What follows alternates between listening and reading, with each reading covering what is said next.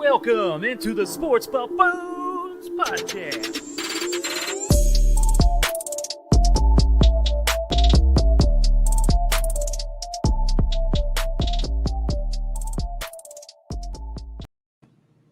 Welcome on in, ladies and gentlemen, boys and girls out there, to the Sports Buffoons studios here in Overland Park, Kansas. We got Jason JG, Tanner Davison, and Mike Sutter. What's going on, guys? What's up, everybody? What's up, yo?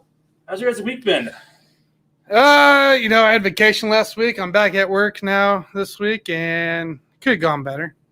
Could be better. Wow, that's a Debbie Downer type of a response. Yeah, sorry, guys. Tell me something good, Jason. What's going on? It's been a pretty good week, actually, because I've stayed sober for most of it. So that's helped me keep a positive attitude. Tanner's done, I think, the opposite, but we're not going to talk about that too much because he's been a bad boy lately, I think. So maybe that's part of his problem. He's been hitting up on the Miller Lights and Busch Lights of the world too often.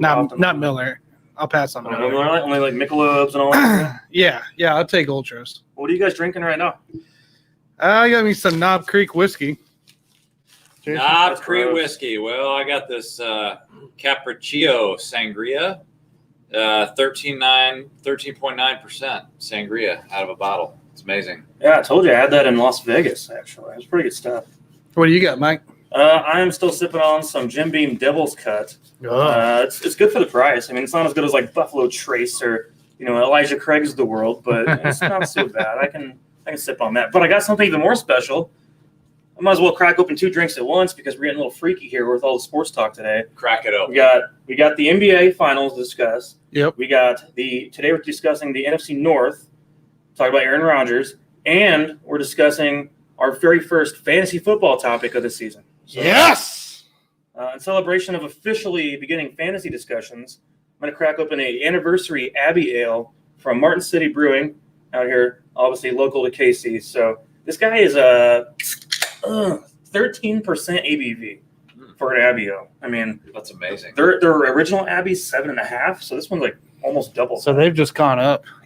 Dang. Yes, the Abbey series that they do itself is phenomenal. So it's got like hints of cherry, just like I don't know, you got to enjoy a little bit of a hints of cherry. So that means it's better than the Prairie Artisan Ales Cherry Bomber that I almost puked after I drank it last week on the show. Yeah, that is true.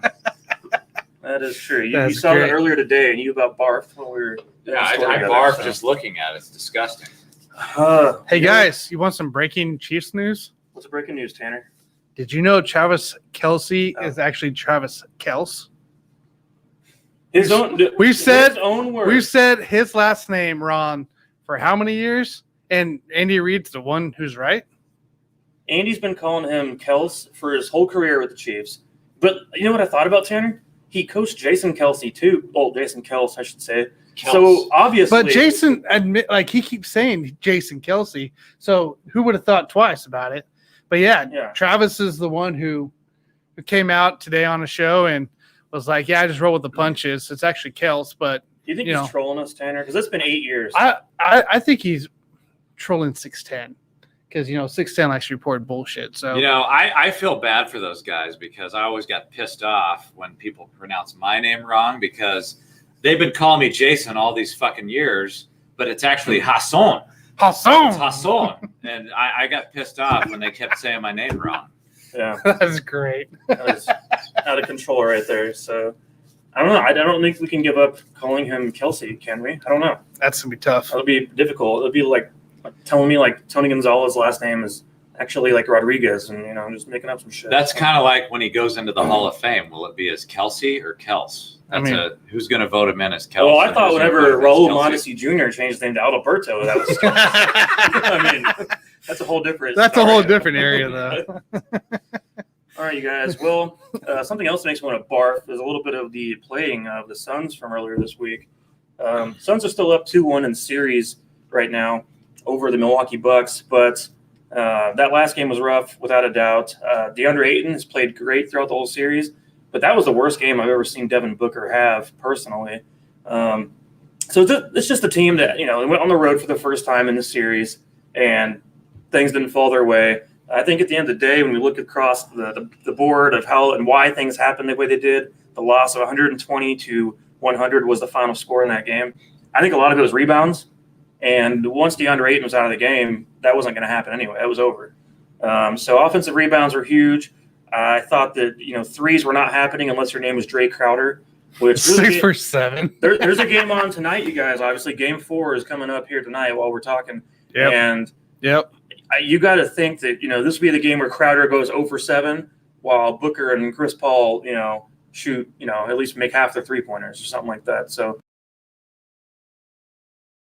key 3-point shooter I've ever seen in my life. So, but it really just came down to rebounds and in the paint for me. There was 24 fouls on the Suns side to 18 for the Bucks. So that was also a big issue where DeAndre Ayton had to be taken out in the third quarter due to having 4 fouls already. So as the series unfolds, I'm not worried yet. But if the Suns do go down 2-2 and have a loss tonight, then I'll be very concerned about if they can pull this out or not. Because Giannis stepped up in this past game, made most of his free throws, and really 2 games in a row for Giannis with over 40 points. That's something you don't see very often, especially in the finals. So I'm curious, though, you guys, Jason, you have a lot to say about the NBA. You're our NBA outspoken expert here. So you start off here. What do you think about what's going on right now within the finals? Yeah, you mentioned Devin Booker, and, the Suns lost Game 3, 120-100. It was basically a blowout. But as far as Devin Booker is concerned, we have to remember that he did break his nose in 3 places, and we have to take a look and see what we think. I mean, how is that affecting him right now? He was wearing a mask there for a little while, and, I can only imagine if I were to break my nose, how would that affect my shot? How would that affect my mentality? How would that affect my chemistry with my teammates? But that, to me, could potentially play a huge a role in this series if he's not 100%, especially shooting his jump shot. Like you said, he had a pretty bad game shooting-wise. But the other part of it, too, is DeAndre Ayton. The Bucks took my advice that I said after Game 1, and they tried to get DeAndre Ayton into foul trouble, and they were successful in that. And so DeAndre Ayton actually had a great game. So Ayton was 8 of 11 from the field, 9 rebounds, but he got into foul trouble. He only had 18 points, and I think he would have had a much better game had he not gotten into foul trouble. But on the other side of the ball, I look at Drew Holiday and Middleton. We all know that these guys play better when they're at home, and a lot of times they play like crap when they're on the road. So Holiday, he had a great game. Middleton, we haven't actually seen a Middleton game. Like, we haven't seen a Middleton game where he blows up yet. No, it's not part of the cycle yet. We're still working on the cycle. So he was 6 of 14. He's starting to heat up a little bit, but he was only 3 of 7 from 3. He only had 18 points, but that was a decent game for him. Drew Holiday was 8 of 14 from the field, 5 of 10 from 3, and 9 assists. So that was a great game from Drew Holiday. But when are we going to see a blowout game from Middleton? I feel like we might see that tonight in Game 4. Again, Giannis only took 2 3-point shots in Game 3. And so, like I said, the Bucks took my advice, and they said, we're going to play to our strengths, right? They're going to put Giannis in the paint, and we're going to let Giannis dominate their bigs because they don't have any bigs besides Ayton. They've got Ayton, and that's it. And so we're going to put these guys down on the blocks. Brook Lopez, Bobby Portis had really good games. Let's see, Brook Lopez, he had a great game. Jason, how about you just said Bobby Portis.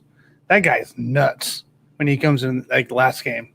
He came out of nowhere, and he was very, just amazing at it. Yeah, so Bobby Portis, he was 4 of 11. He had 11 points, and Brook Lopez was 4 of 9 with 11 points. But, like, when you add those two guys' point totals together, that won them the game. That's 22 points. They only won by 20. So my point right now for the Suns is, like, if you're going to be effective, if you're going to make the appropriate adjustments here, they have to double team Giannis. And to me, that's the only answer at this point, because if you're going to be the Bucks and you're going to play big and you're going to dominate the Suns just by slowing the game down, playing in the paint, then the only answer for me is to double team Giannis Antetokounmpo.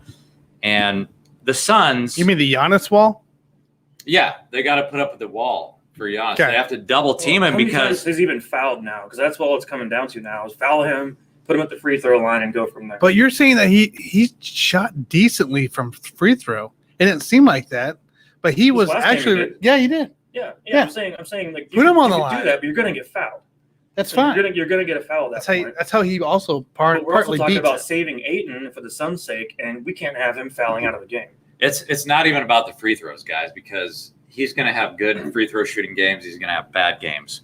But if they don't double team him, guess what? Ayton's going to be in foul trouble every single game from here on out.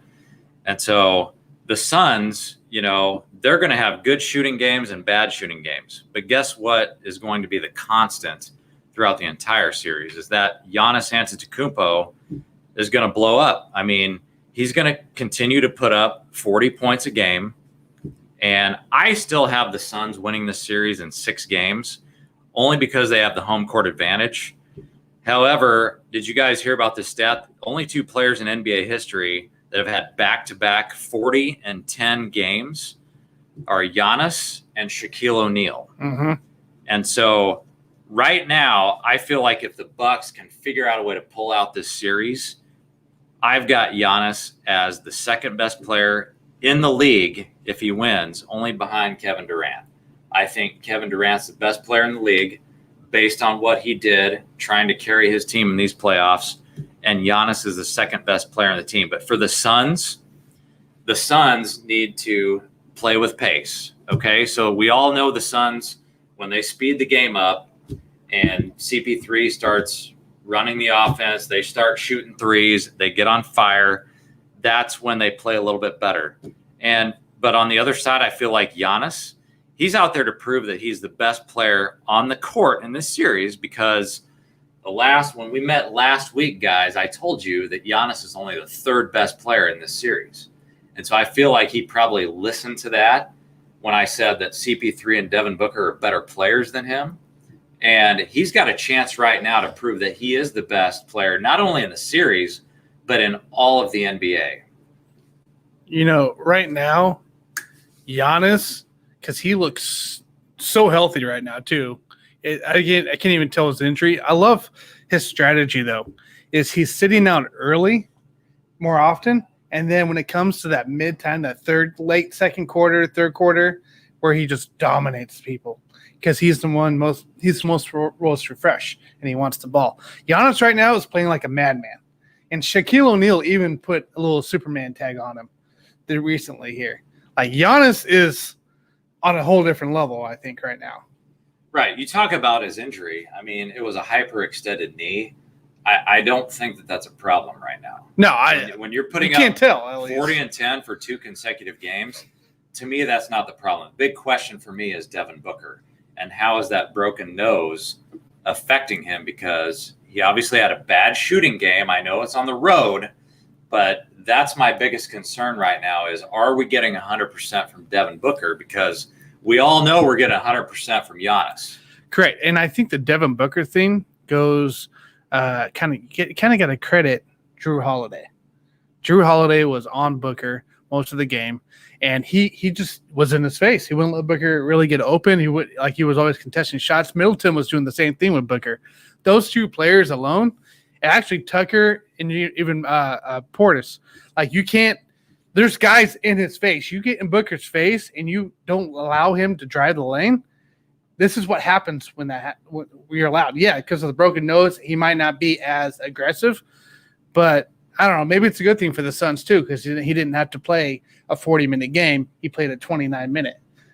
Maybe the same thing with Ayton. Ayton was in foul trouble most of the game because they were driving inside with his 5 fouls, and he only played 24 minutes. So, in a way, this could be a good thing for the Suns on losing that game, because now they're a little bit more refreshed because all your starters for the Bucks here played pretty much 30 or above. So there's that positivity if you think about it going into a long series. Yeah, so bottom line, I want to know who you guys have tonight because I think it's going to be a 2-2 series. I do have the Suns in 6, but who you guys got for tonight in Game 4? Mike, who you got? Yeah, as you guys know, we said this I think last week, but I do have the Suns winning in 7 is my prediction, and I do have the Suns winning tonight, as a matter of fact, too. So I do have the Suns going up 3-1, but I feel like at some point, I think the Bucks are getting a little bit of a rhythm together right now, especially after that last game, to where they know now what they're capable of, and especially when Giannis is on fire like that he can get in there and cause damage. So I think tonight, the Suns do get a victory. I think the Booker has a big bounce back. I think Crowder probably goes down from his 7 of 8 3-point shots. But I think Chris Paul plays a great game, and Booker has a rebound. Who's your key player? Who has to have the most success to get this W for Phoenix? Without a doubt, it's DeAndre Ayton to me, because Ayton, the way he's played, if you take him away from the Suns, they don't win a game. You take away Chris Paul for a game, they can still win. Take away Booker for a game, they can still win. Take away DeAndre Ayton right now, that team's not going to win. So for me, like DeAndre Ayton being consistent still with what he's been doing the last few games and within the playoffs and playing at a high level like he's done, that is to me the most important factor for the Suns right now. Yeah, Jason. I'm glad you mentioned Crowder there because that blew my mind when I saw I went 6 of 7. 6 of 7. I mean, I hold up to 3, baby.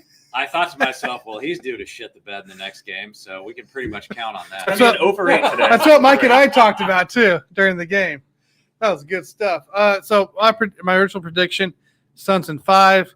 I'm actually kind of going back on this. Just the fact that Giannis looks so healthy, consecutive 40-point games, and if they continue to get DeAndre Ayton in foul trouble and have him on the bench, there's nobody out there that's going to contend with Giannis and the rebounds. And we saw that last game. Crowder couldn't do it. Cam Johnson was having issues. Frank Kaminsky is a joke. So, you're not going to have that same effort that you have Ayton. If Ayton's in there, it's going to be more of a fight. Ayton will actually win majority of the time. But without Ayton in that spot down low, trying to get those boards, that's a Giannis game all day, and it's just going to go right back up because he's so strong. So tonight, I know it said Suns in 5, but I think Bucks are going to win again. They're at home. They got momentum going on. My prediction, I think it's going to be around in 5. So I'm going to probably go Suns in 6. Oh, you changed your opinion. Did change. Wow. I thought you were going to stay strong. Well, no, I'm not staying strong because I watched the game. So I think Giannis pulls it out tonight. He has another 40-point game and just completely dominates the 3 40-burgers in a row? 3 40-burgers in a row. He's the best player in the NBA outside of LeBron James. Yeah, well, just to be clear, there is a path, guys. There is a path for the Bucks to win this series. So even though I think we all have the Suns winning, there's a clear-cut path for the Bucks to win, and that's to just keep playing their game and keep playing big, throwing those big bodies out there and getting Ayton into foul trouble, because if that happens and if Devin Booker's not 100% right now, that could be an issue, and I think that's the path for me for the Bucks to win the championship. Yeah, Tanner, it's funny you mentioned LeBron James just there. I really wanted to be mad at you, but I was also thinking to myself, you guys realize Space Jam 2 comes out this Friday? I keep forgetting about that. It's coming out this Friday. The first one came out, obviously, Michael Jordan. I think that the year was it 1995, 96, somewhere around there, when Jordan Space Jam came out. That was a great movie. I absolutely love that movie. But are you going to go with your wife, or you and your daughter? No, I'm not going to watch it. Space Jam? No, I'm not going to take the time out and go watch the Space Jam. I'll wait for it to, maybe release on this one site. So on this one site, yeah. Those forbidden websites that you go to, just Plex. So okay, everyone knows about that now. So I'm just kind of waiting on that. I'm not going to go out of my way for it, but I kind of do want to see, because I heard there was some throwback in there from the MJ one. So I just had a quick question for you guys, kind of before we get to the NFC North, or before we get to the NFC North, talk a little Rodgers and so on.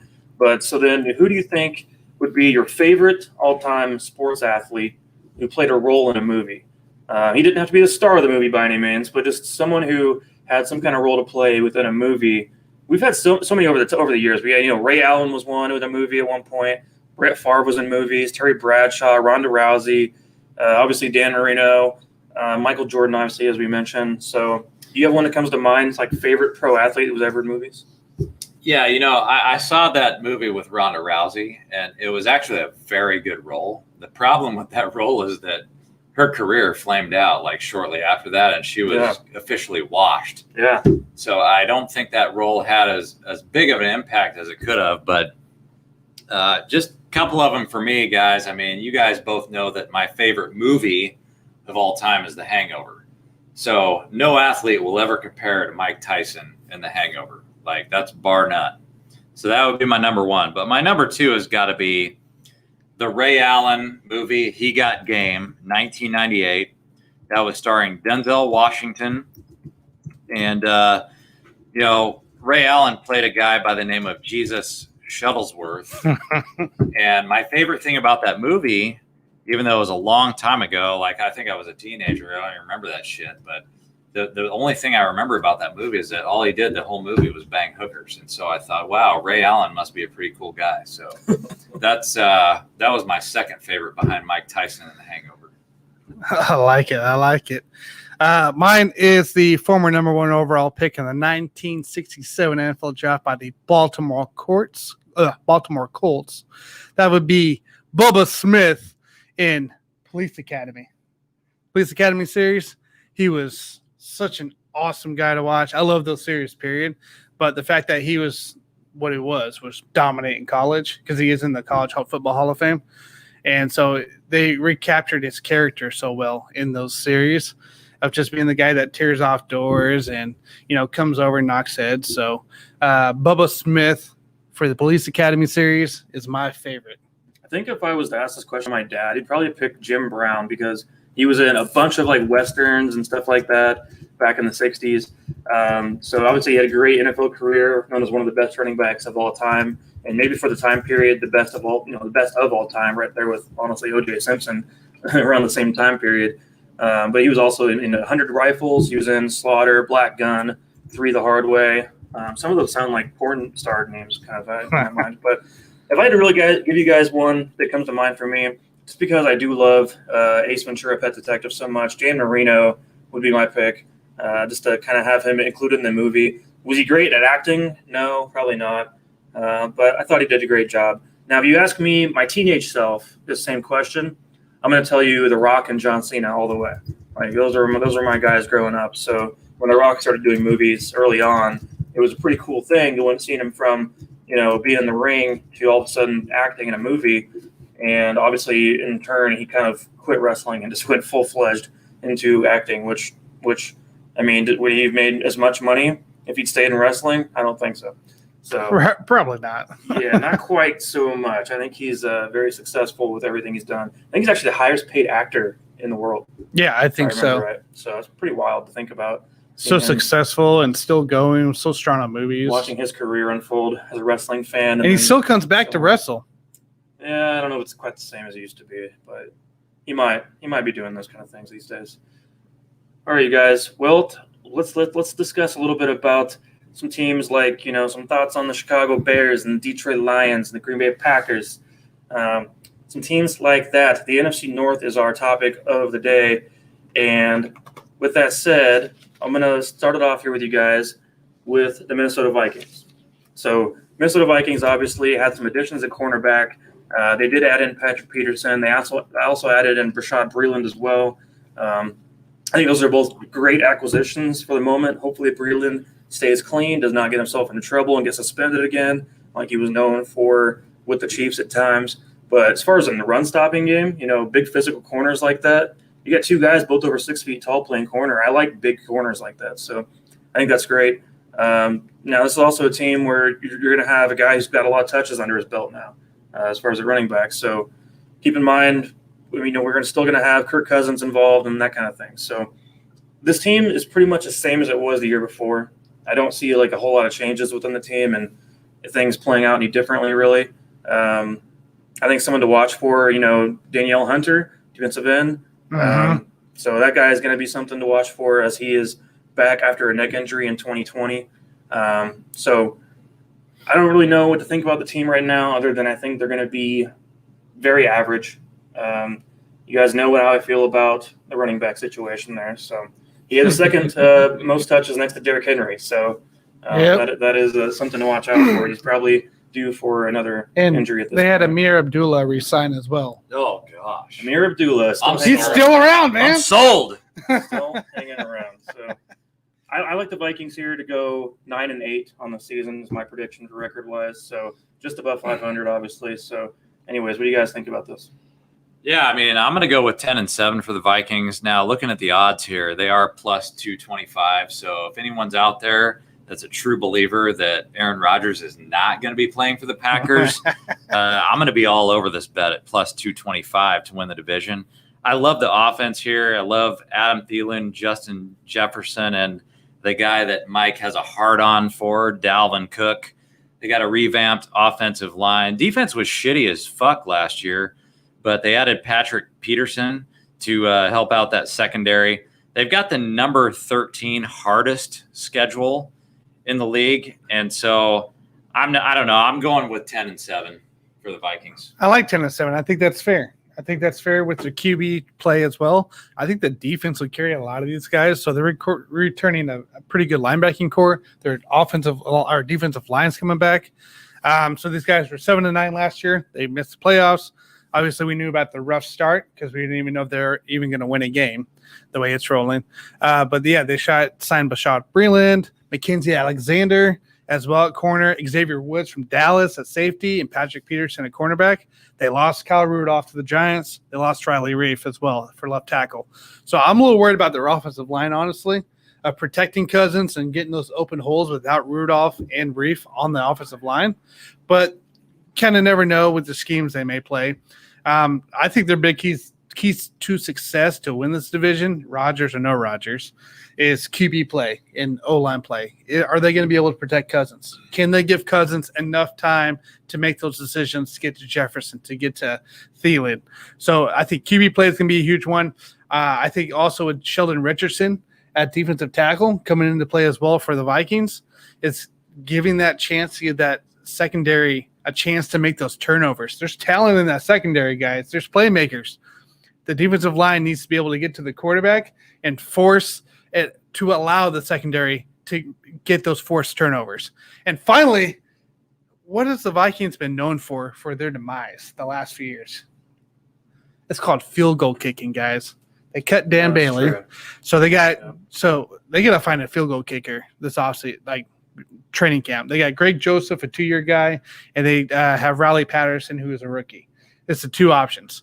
Somebody has to make field goals around here. They lost games because Dan Bailey missed field goals. You go back 2, 3, 4 years of just horrible field goal kicking. So that's going to be another huge thing because that does cost you games. So, like I said, Minnesota, I think for me, 10-7, probably a wild card. It all depends on one guy. So.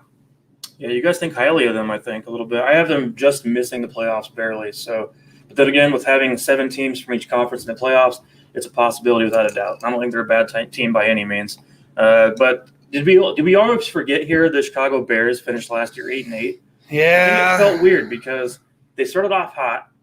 And I think they started off 3-0 or something along those lines. And this was a team last year, if you look back at some of our old footage, I think I had them going 5-11 or something like that. I had the Bears, finishing pretty low. Well, we trashed the Bears last year. Yeah, I totally trashed the Bears. I didn't trash them. I was a big believer at the beginning. Sorry, Jason, we trashed them. We did saw them regress to the means basically throughout the season and finish up at 8-8.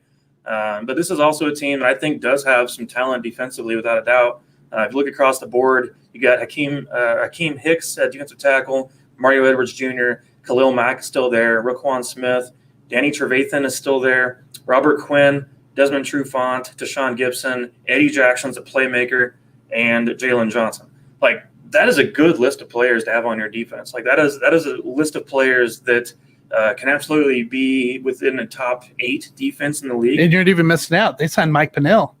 And Mike Pennell. That's depth right there, man. That's good depth. That's good run stopping. We love right Pennell. There. So they got the pass rush of guys like Robert Quinn and Khalil Mack. Yep. And then they got the run stopper of Mike Pennell. Like this should be a good defense on paper. And Roquan Smith, that linebacker, still in the middle. Eddie Goldman's still there. Eddie Goldman is a backup. It's a great defense. He's actually a backup right now, Tanner. So that's actually amazing. Wild to think about. And Eddie Goldman's a good player. In the draft, they did add Tevin Jenkins, one of the guys I liked at left tackle. If the Chiefs were to take a tackle at their position, if they'd stayed there, that was one of the guys. That was one of the guys I liked. I think he's a good mauler. I think he's a guy that's big, nasty, and mean. And the offensive line works. I mean, Cody Whitehair is still there. And so overall, there's good quality talent on this team. Now, I mean, Jimmy Graham's still alive, so he's hanging around out there. Might still be able to put up numbers, but that's going to be iffy, probably not consistent. I think where they lack the most, without a doubt, is in the receiving group. Allen Robinson carries the team basically receiving-wise. They do have Marquise Goodwin is now part of the roster, but they're going into the season right now with Darnell Mooney and Damiere Byrd as their starting receivers next to Allen Robinson. So, Anthony Miller is still on the roster. Yeah, but he hasn't done anything since his rookie year. No, so he hasn't done anything. That's part of the issue. Like, we need to see more production. But before I wrap it over to you guys, Andy Dalton, Justin Fields, Nick Foles, that is the quarterback group. If I don't like Andy Dalton in this situation because he needs help to be successful. He does not have the offense playmakers, that is, to be able to be successful with this team. Then again, Justin Fields is not ready either. So I think Fields fits in well to backup to learn and progress over the course of the season with especially Nick Foles on the roster. I think the Bears have a great defense with a pretty horrible offense when you look at what they have to offer. So to me, the Bears end up finishing here 7-9 on the season is my prediction. 7-9. Interesting. What you got? Well, I tell you what, I look at the Bears and what they did last year, and I was a big believer when they started out hot. And what happened? Nick Foles got him a few wins, and then he sort of ran out of steam. And I kind of compare that to what Andy Dalton's going to do this year. And to me, it's going to be the exact same thing. I mean, Andy Dalton might have a few good games in the beginning, but, I mean, he's not going to do shit compared to Nick Foles. I mean, they're both basically decent starters, but really they probably should be backup quarterbacks. And so I think Andy Dalton's going to run out of steam the same way that Nick Foles did last year. Now, the Bears did have a great draft, and I agree with you, Mike. They do have a great defense. They're right now they're plus 400 in the odds. Now, I think that's a pretty decent bet. Again, if you think that Aaron Rodgers is not going to be in this division, I think plus 400 is a decent bet. I've got the Bears at 8-9. That's my official prediction. But I have heard talks that Justin Fields is going to sit out the entire year. And I personally hope that they stick to that no matter how bad the quarterback play gets, because I do not want to see them ruin his career. And so I don't care if you have to sit there and start Andy Dalton and then Nick Foles. I don't care if they alternate every other week. I don't give a shit. I don't want to see them ruin Justin Fields' career. So I hope they stick to that. I hope he sits out. They added Damian Williams at running back. Correct. So former Chiefs running back. Correct. I mean, that might Cohen, Montgomery, and Williams. That might help him out a little bit. I've got him at 8-9. I do think the Vikings are a better team at this point in time. So that's my official prediction, 8-9 for the Bears. I said the same thing, right? We were both on the 8-9 bandwagon. Yeah. So they were 8-8, right? They got the wild card, second NFC North. They lost to the Saints in the playoffs. Matt Nagy, who's been on the hot seat, does return. And hopefully that is the case with Justin Fields, because I would love to see him actually stick to a plan in Andy Dalton, Nick Foles all day, and only use Justin Fields unless you don't have any quarterback options. So key departures, Mike already talked about all the additions. Key departures, guys, Kyle Fuller is gone for the defensive back. That was a salary, I believe, cut. And then, of course, Mitch Trubisky, which you can only imagine it might be play. I don't know. But anybody want him? Oh, yeah, somebody got him Trubisky, already. I think they want him in the CFL. He's the backup to Josh Allen right now. So keys to success for the Bears, guys. QB play. They got to have consistent QB play. Andy Dalton, when he was with Dallas last year, it took him quite a while to figure it out. Yes, he was playing with offensive line backups, but man, that took a long time for him to adjust. And Nick Foles, like Jason said last year, it was hot for a minute and it was gone. It was gone, and Mitch had to take over. Then that's why they got the wild card. So I think QB play, Goodwin needs to stay healthy and be a producer on the wideouts. I agree with Mike. There's just not enough weapons on this team. Graham's not going to do a lot. But I love Goodwin, and I love the fact that Allen Robinson is being reported that he will play on the franchise tag. That is, I believe, the deadline's tomorrow. So he will play on the franchise tag once again on that. And I think the big key to even winning, guys, is going to be this defense. You already talked about the linebacking core, the defensive line depth, the safeties. Like this is probably going to be a top-tier defense. But I got them being 6-11. I think the defense carries them most of the time, but I think the poor QB play and not enough offensive weapons, honestly, is what's going to hurt them. They're not going to be able to score enough points, and that's the name of the game. They're going to be hold'em and ain't going to score enough points. So I'm going 6-11 this year, probably third place in the NFC North.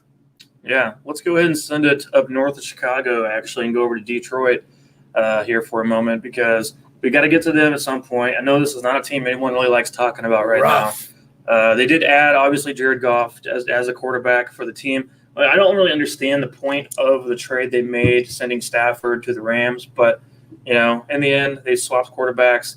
We know who got the better end of the deal on that whole trade. And the problem is right now for Jared Goff, his career is in trouble with this situation he's in. Yeah, because the thing is, this is not I'm going to a new team to learn a new system. No, you're going to a new team with shit. And so that's the best way I could put it for him. Nicest you could. When you walk into a team and your starting receivers are Brashad Perriman and Tyrell Williams, you're in trouble. Like, you are in big trouble. And, look, you got DeAndre Swift back there. Help me. Mr. Fumbleitis. Help me. Mr. Fumbleitis back there. You have a subpar offensive line.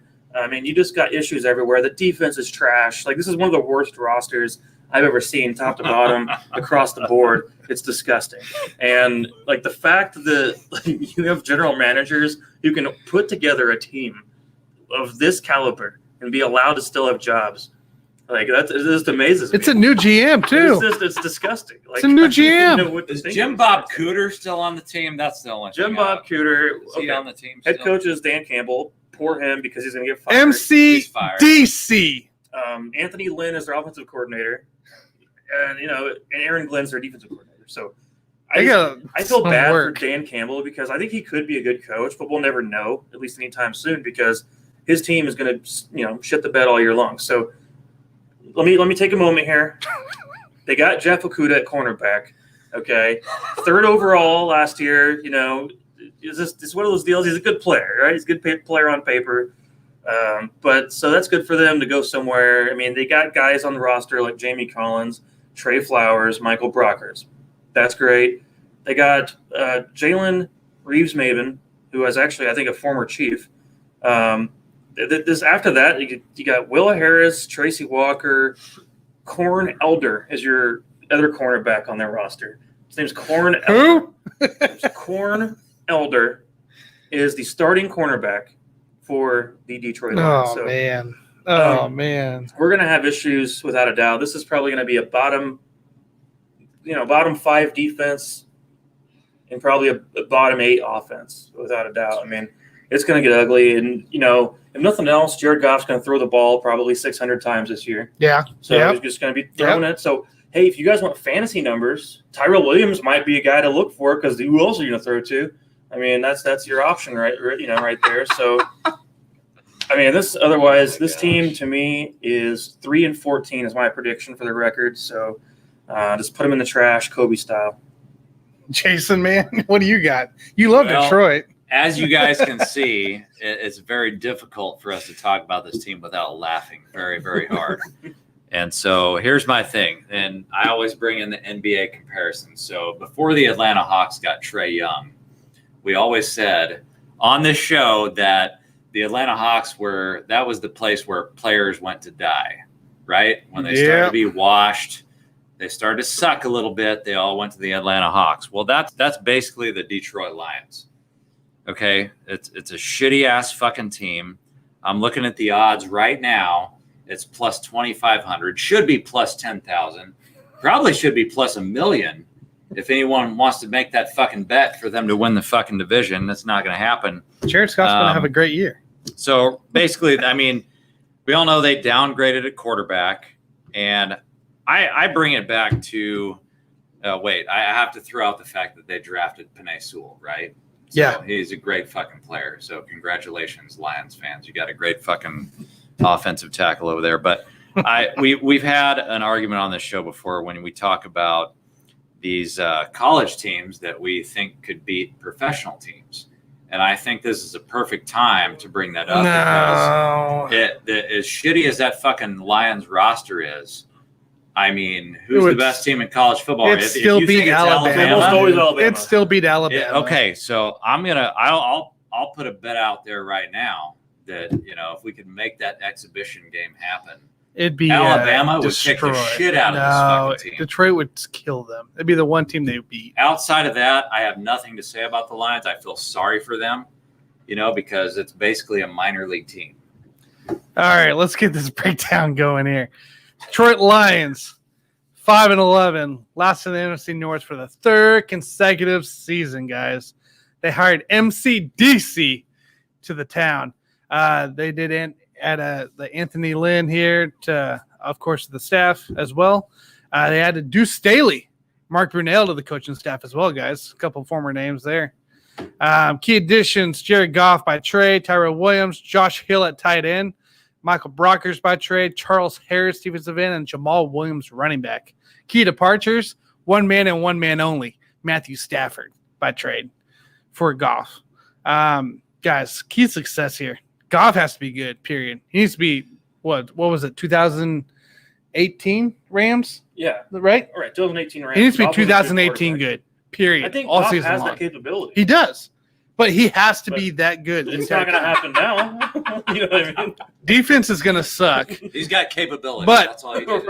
I anticipate, so defense does suck, but I anticipate MCDC getting on this defensive squad, and there are going to be times and moments that they're going to shine through the season, potentially be that middle of the group, but they're going to finish in the last, of course. I think the biggest key for Detroit, and I think that's going to make them win a few games, is the run game. The run game. That's all they got. Swift has fumble issues. I mean, what are we going to do here? Jamal Williams at running back. He blew up for the Packers a little bit. Okay. With the Packers. Yes, I know. It's two different lines. The Lions, that's not going to happen. But you got 2 or 3 different running backs on that squad right now that you need to just pound the ball to give Goff some kind of time on play action passes. Maybe we can put Kerryon Johnson and Barry Sanders back in there. Kerryon Johnson's with the Redskins, dude. I don't know. Or Barry, can you bring team. Barry Sanders out of retirement? Yeah, here we go. Cancel nation. So if you put Barry Sanders in there right now, he'd still be better. Is AP still with him? No, he's off the roster at this point. He is off the. Okay. Yeah, I mean, they might bring him back. So, no more Adrian Peterson. Look, or maybe he's still on. I thought he still was on there. He might still be on the team. I think the bottom line here is we spent way too much fucking time talking about the Lions. Can we please Lions? My Lions prediction is 4-13. Okay. Hey, you're right with me. I said 3-14. So I'll take the under on both of those. Are you going to say they're the first defeated team 2 wins of the 7? I'll give them 2 wins. That's all right, never mind. Fuck them. All right. Oh, crap. Just to set the record straight, yes, AP is off the Lions. He is off. Okay, cool. All right, guys, let's move on real quick. Last one of the division for the NFC North. Green Bay Packers. We have a situation unfolding still with Aaron Rodgers. Currently, he has no interest in being a part of the team at the moment. Will he show up to training camp? We don't know yet. I think that we got to put this in perspective a little bit because for Aaron Rodgers, when we talked about this before, you and I did, Tanner, how I think that this team got to the NFC Championship game. They played the Buccaneers. They had a lead in the fourth quarter and blew it, right? Correct. Okay. Aaron Rodgers is always pissed off because of the way apparently he's been treated within the organization. He wants more input and emphasis put into, I think, draft picks as well as free agents, which we know the Packers don't do that. So I think he has frustration because of the draft additions of guys like Jordan Love, and then not adding enough to the offensive weaponry at tight end and receiver. So that's my thoughts about Rodgers' situation. Do I think he's going to show up? Yes, I do. And I'm going to assume while I speak about this that he's going to be a part of the team throughout the entire season. So with that said, I think the Packers do still have a fairly average defense right now. I think they have a great scheme led by Joe Barry, defensive coordinator. But I think that they do have some things to be, sought after, at least when it comes to the pass game. So, Alexander, corner, is great corner. Kevin King has a lot to prove still. Could be great, but still young. We haven't seen enough yet. Got to stay healthy, too. Right. Adrian Amos and then Darnell Savage Jr., those are your starting safeties. I like Amos. Those guys are okay, right? Everything's fine. Linebackers I have a problem with because we're going into this season right now. Now, Zadarius Smith, he's a good player. But Kamal Martin and Barnes, I don't really believe. And they lost Christian Kirksey, who was good depth for them as well. Yeah, Kirksey's been around a long time. They got rid of him. I just think there's a lot there in the front seven that are going to be kind of an issue when it comes to pass rush. And that, in turn, is going to make the corners look worse than they really are. Because I think the secondary does have some talent there in the back end, on the outsides at least, to where you're just not going to get enough push from guys like Dean Lowry and, Rashawn Gary. Like, I just don't see those guys making an impact on the field pass rush-wise. So they're going to have a problem with that. When they have a problem with that, secondary then is hurt in return. The good news is for the Packers, they still do have their whole offense back from last year. So Aaron Jones has returned due to a new contract. And did you guys? I still can't believe how Robert Tonyan had 11 touchdowns last year. They're like 52 catches and 11 touchdowns. That's what Aaron Rodgers does, man. Math is not adding That's up. what Aaron Rodgers does. It's the weirdest thing. Which we always giving Rodgers crap because he doesn't throw to tight ends enough. All of a sudden, he has one blow up. He's gone through Jimmy Graham, Mercedes Lewis, and what do those guys do? I mean, with that team, they really don't do much. Martellus Bennett. Yeah, Martellus Bennett, which he's an idiot anyway. So. Yeah. But, really their main guy that he targets obviously is Devontae Adams, who had a phenomenal season. And then Alan Lazard is also one of their starting receivers right now, too. So, the Lizard King. I'm going to assume, without Rodgers, here's the deal. This team is under 500 without Rodgers, without a doubt. Agreed. With Rodgers on the field, this team is still a successful team. This should finish, to me, about 12-5. That is my prediction. With Rodgers and without Rodgers, I'm going to go ahead and make that actually a 6-11 roster. I think Rodgers gives them an extra 6 wins just by being on the field. Agreed. What do you got? Well, we all have to give our predictions as far as what we think is going to happen with Aaron Rodgers. Is he going to play? Is he not going to play? Is he going to play for a different team?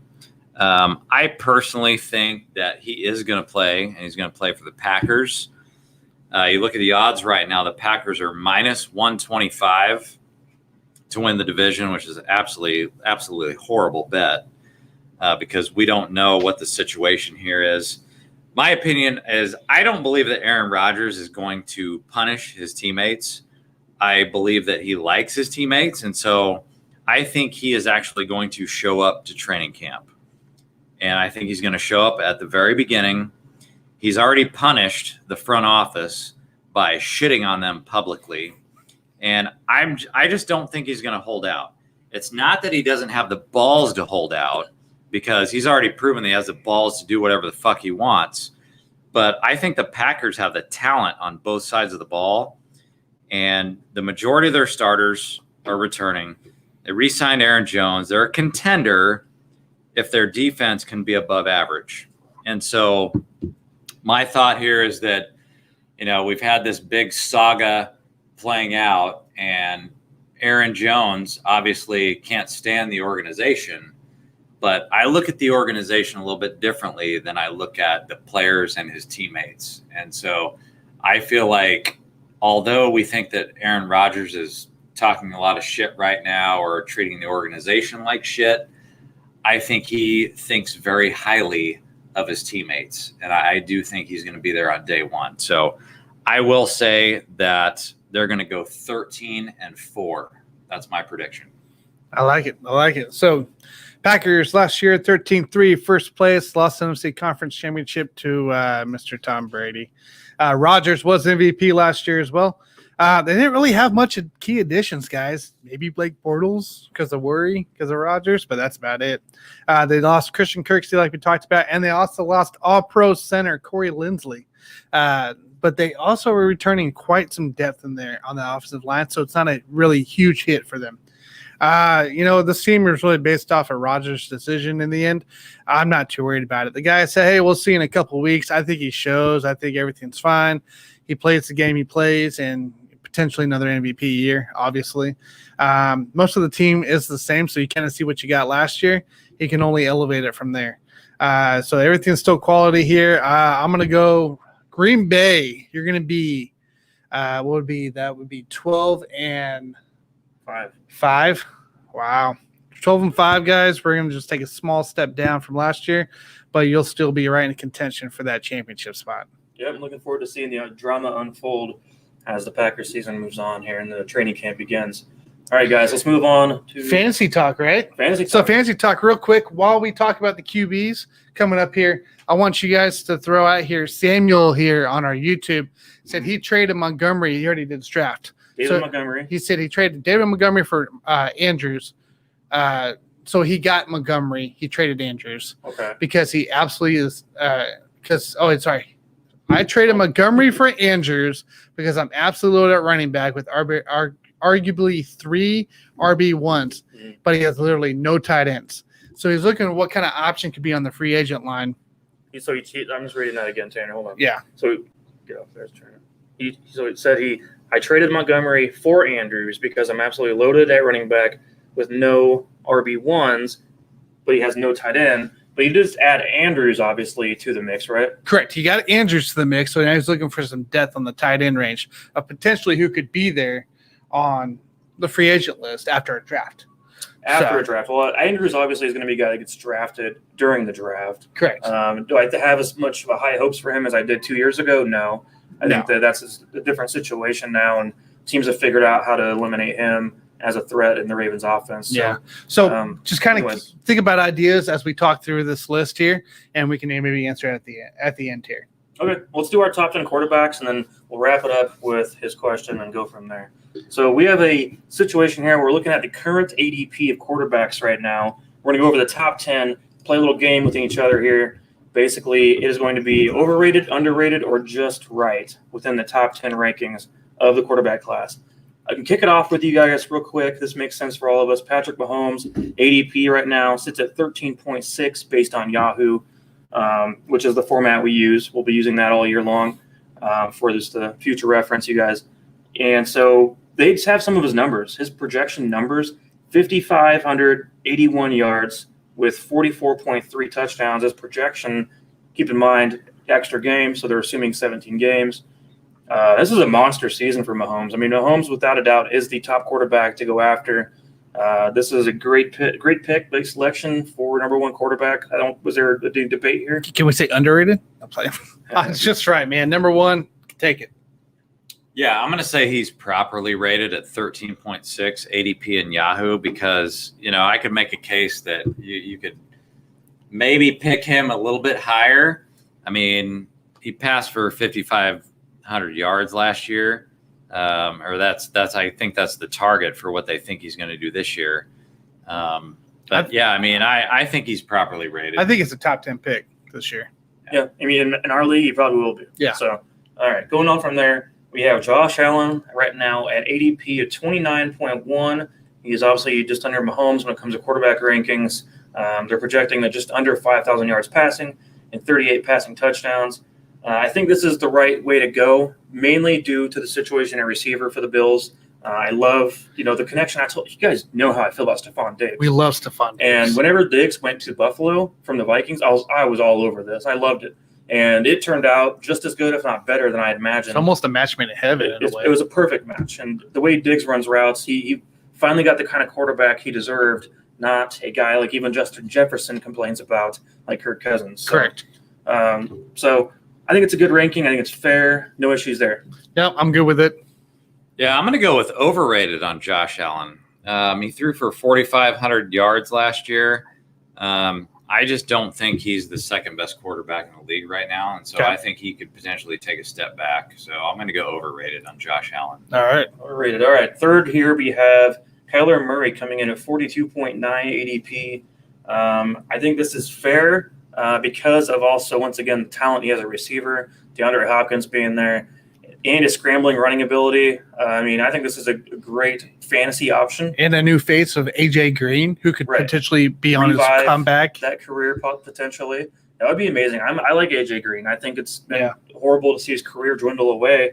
And I think him being with a guy like Kyler Murray and with just a better system and offense in general, that it could raise his value. But to me, I think this is also fair. Once again, the top 3 quarterbacks, I agree with all those. I think I'm gonna go overrated. I don't think he's quite number 3 would be on the list here, but I think it's definitely a top 5 material. Yeah, I'm going to go underrated for Kyler Murray. I mean, he only threw for 3,900 yards last year, and so I think he's going to take a step forward this year. So I'm going to go underrated. I'm going to say he's easily in the top 3.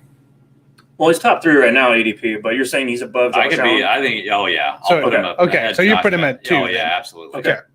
Makes sense. After that, we have Lamar Jackson as our 4th on the list of quarterbacks right now in current ADP at 44.6. They have him obviously under Murray and ahead of Prescott right there in the middle.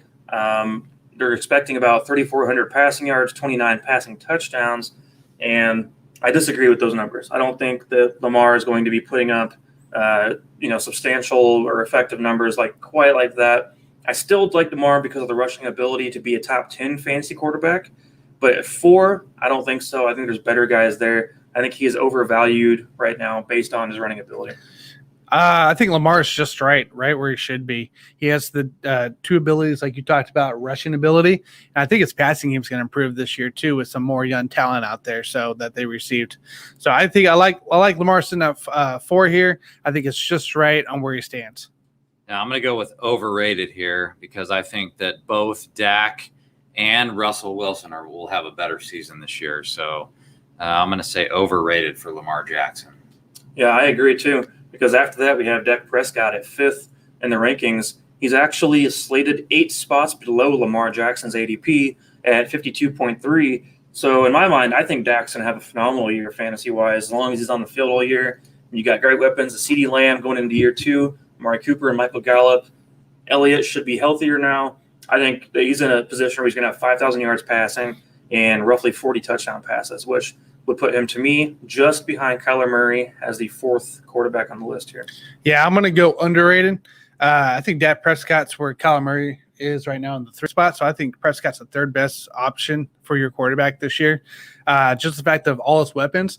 I think the biggest factor, the reason why I really put him at 3, is not just what he did last season before he got hurt, but the fact that Ezekiel Elliott is actually looking great. He looks fit. He doesn't look like a bum from the offseason. So I think where Prescott is, I think it's underrated. Put him at 3. He's going to have a huge year this year. Yeah, I agree. Dak Prescott is definitely underrated, and I'm very high on Dak this year. I think he has top 3 potential, and he's got to make a statement this year. I mean, he's coming off injury, and so I'm a big believer in Dak, so I'm going to say underrated. Yeah, I think he could be comeback player of the year without a doubt. Yep. After Dak at 6 here on the ADP list, we have Russell Wilson at 54.9. I think this is kind of a fair spot for him overall. Obviously, he's been consistent year in, year out with most of his rankings. I like Russell. I like their weapons, DK Metcalf and Tyler Lockett.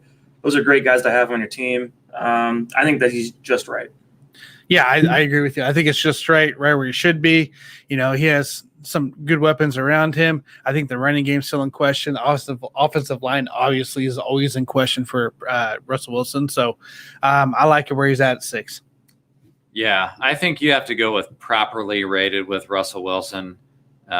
He could have a better year or maybe a slightly worse year, but based on what he did last year with 4,200 yards and 40 pass touchdowns, I mean, I don't think he's going to outdo himself, but he's not going to come back down. He's like Mr. Consistency in my book. So I think you know what you're going to expect from Russell Wilson. I'll go properly rated. Okay. Yep, we all agree there. So after that, at 7, we have Justin Herbert, quarterback for the Chargers, coming in at pick 61.6 right now on the ADP list.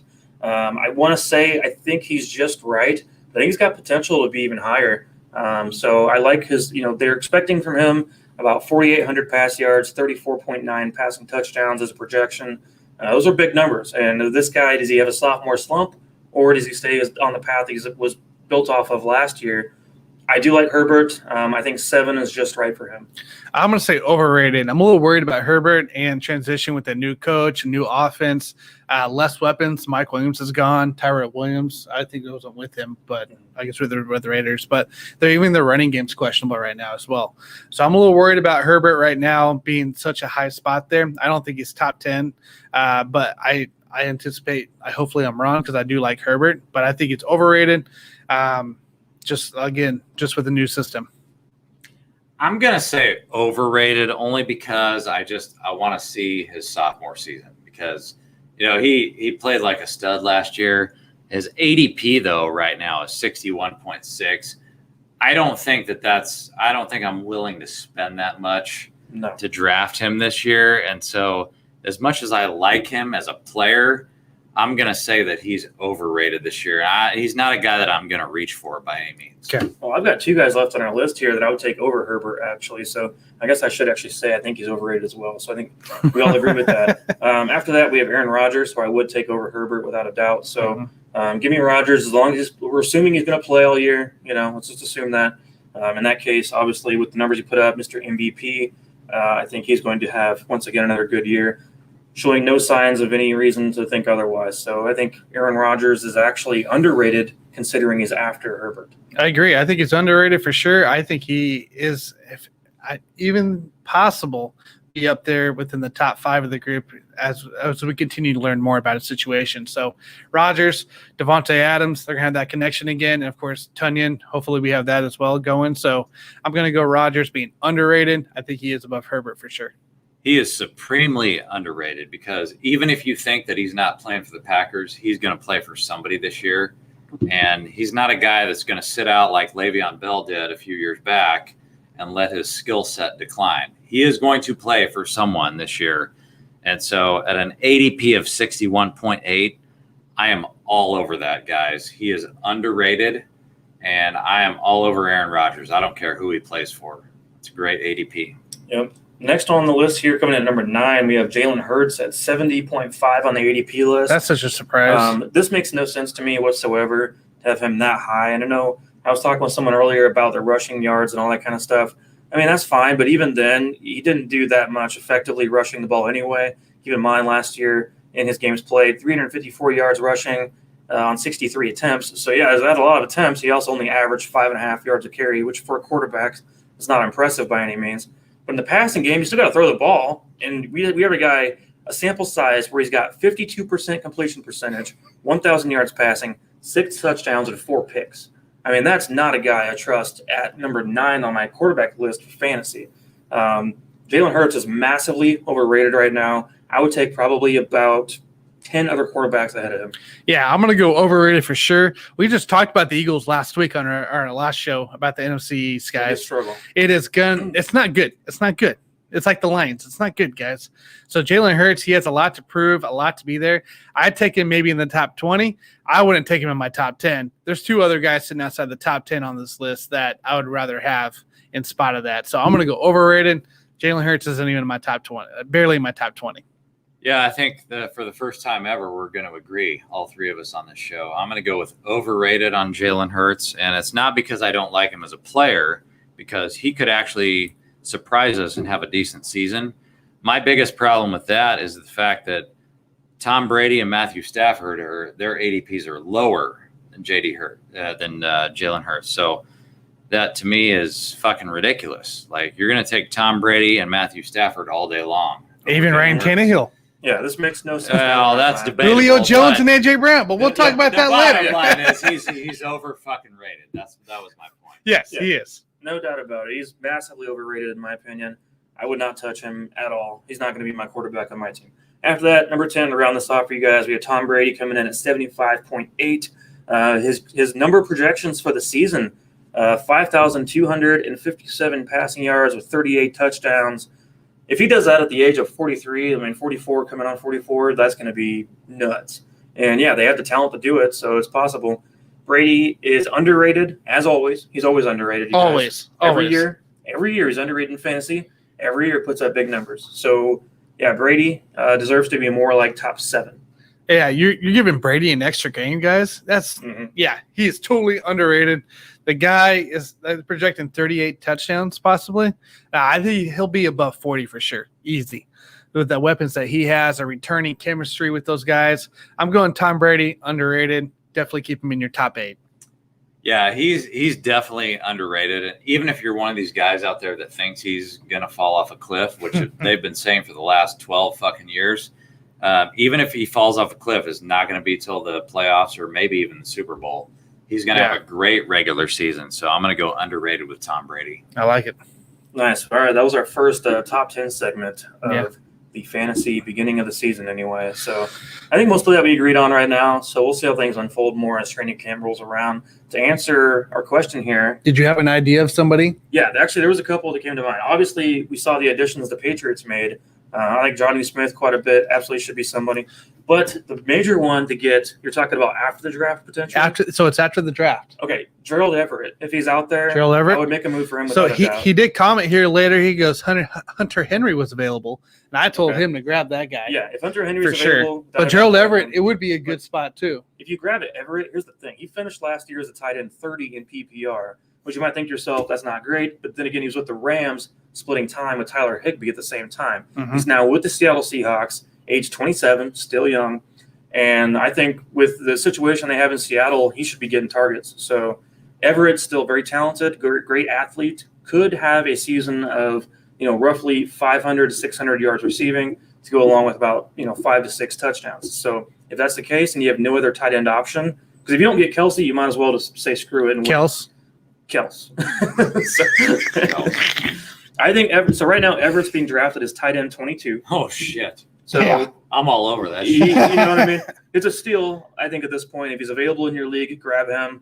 Go ahead and grab him along with Henry and see which one performs better throughout the season. Ain't gonna hurt. Hold on to Dude, both they of got them. fucking DK Metcalf. They're gonna be double teaming that motherfucker every time down the field. So. And here's the thing: Wilson loves tight ends in the red zone. Oh, he fucking loves Everett him, with Wilson together is a perfect match together. Oh, yeah. And going from an improved quarterback situation from Goff to Wilson, give me Gerald Everett from a steal. His ADP is 167. All day long, dude. I mean, all day long. Go get him. Take it. And this guy's name is Samuel, is that right? Yeah, Samuel. All right, Samuel. Hope you're still listening. Yeah. So hope you got that. Give Gerald Everett a blowjob. So if by all means, that's what you want to do. So we'll be talking, sleepers and stuff like that. Of course, later on, guys. It's only the start, guys. This is for the first episode. But I want you to look at Jared Cook with the Chargers coming into play. Herbert just lost Hunter Henry, obviously, to the Patriots, but Jared Cook at 34, who's bounced around a few teams, had some success down in New Orleans, had some success with the Raiders. Look at him to be a potential clutch guy and a big target for Justin Herbert in this offense. So I'd say look at just Jared Cook. He could potentially be a huge target for them. Love it. You guys have any final thoughts here before you watch the finals? Well, I think we need to talk a little bit of USA basketball here because what's there to talk about? We have a tragedy going on right now in USA basketball. Because they're being trashed? Well, they got trashed in exhibition games. Not even the real games. They're getting destroyed in the exhibition games. So KD can't carry your team. It's a little bit of a problem because they just lost to Nigeria and Australia. Now, they did bounce back. They're not losing to bums, okay? So I want to make that clear right now. These are NBA players that they're playing against, but they lost their first 2 exhibition games. And my biggest issue here is the fact that they have a poor roster construction. And let's just look at the roster here, guys. So we got Jason Tatum, we got Draymond Green, and we got who else? Kevin Durant. We got Brad Beal, Bam Adebayo, Zach LaVine, Dame Lillard, Kevin Love. I mean, that's a great roster. But the problem with these guys is nobody's there to run the offense. So you got a bunch of shooters, you got a bunch of scorers, but nobody's there to orchestrate the offense except for Draymond Green. But the problem with Draymond Green is we don't look at him as a true point guard. And so because he's not a point guard. No, but he's the only one there that's willing to defer. Everybody else is they just want to score. And so all the other thing you got Popovich as the coach, and all he wants to do is fucking get angry and bitch out the reporters every time they hold a press conference after the game. Because they ask them questions. Right. So my issue with this team is there's no person to run the offense. And you've got guys like Chris Middleton, Drew Holiday, and Devin Booker that are on the team, but they can't play right now because they're playing the NBA Finals. And so I think the biggest loss for them right now is the fact they don't have Drew Holiday, because that's the only true point guard that they have to run the offense. And so these guys that are playing the finals right now, they agreed to play for USA Basketball, but we don't know if they're going to show up or not. But if you could get a guy like Drew Holiday on there to at least run the offense, I think they'll be much better off, because outside of that, you've got one rim protector on the whole team.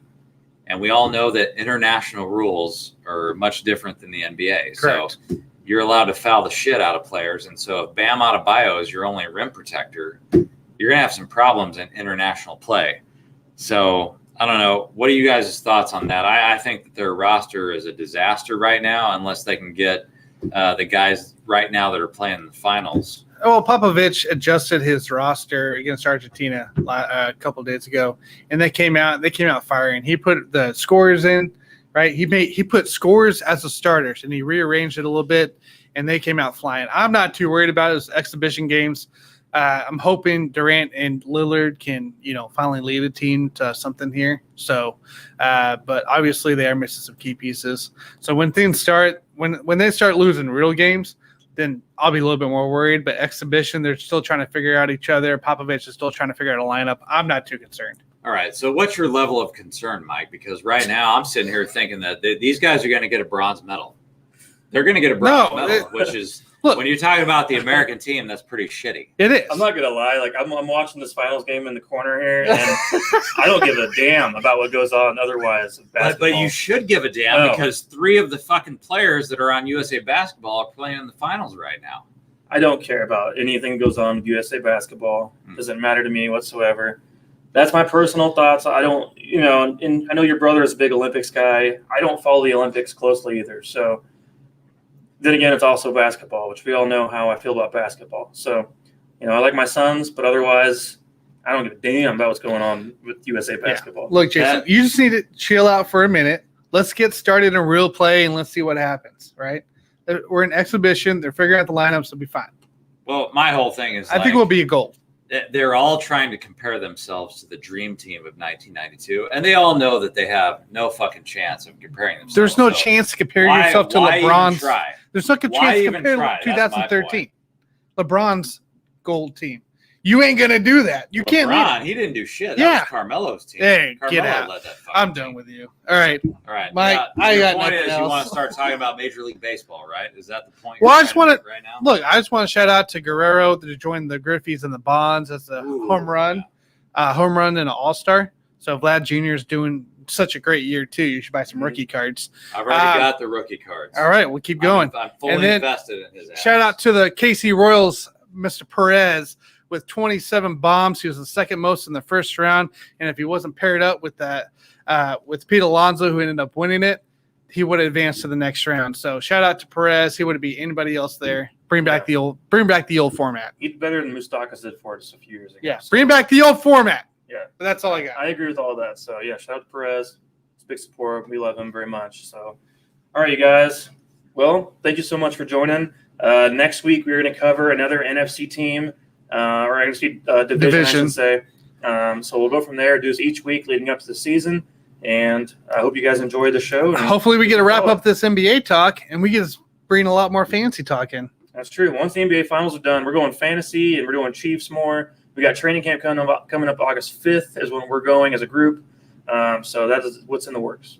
Yep. Excited, guys. So give us a follow on Twitter and like and subscribe on YouTube as well. Thank you guys very much. I appreciate it. So I will see you all on the next one. Thanks, guys. We are out. # Suns are in trouble. See you guys.